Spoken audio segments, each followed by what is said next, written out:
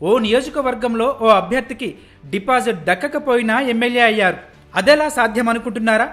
దీని వెనుక జరిగిన నాటకీయ పరిణామాల గురించి ఈ వీడియోలో తెలుసుకుందాం.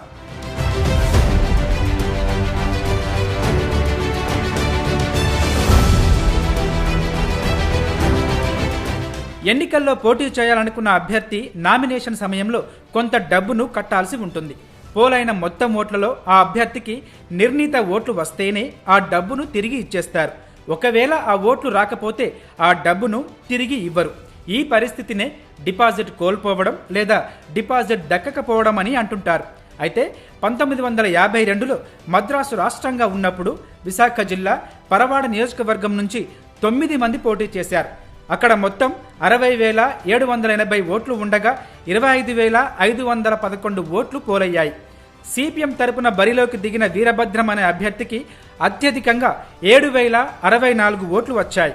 అయితే అప్పట్లో డిపాజిట్ దక్కాలంటే పోలైన మొత్తం ఓట్లలో కనీసం 1/3 వంతు అంటే 33.3% ఓట్లు రావాలి. కానీ వీరభద్రంకు 27% మాత్రమే వచ్చాయి. దీంతో అక్కడ ఎవరూ ఆ మార్కును చేరుకోకపోవడంతో అధికారులు అక్కడ విజయాన్ని ప్రకటించడం కుదరదని తేల్చి చెప్పారు. ప్రత్యర్థిపై ఒక్క ఓటు ఎక్కువగా వచ్చినా విజేతలేనని కమ్యూనిస్టులు పట్టుబట్టడంతో ఎన్నికల సంఘం వీరభద్రాన్ని ఎమ్మెల్యేగా ప్రకటించింది.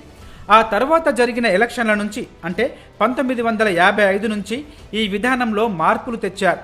పోలైన మొత్తం ఓట్లలో 6వ వంతు అంటే 100కి 17 ఓట్లు వస్తే చాలనే నిబంధన పెట్టారు.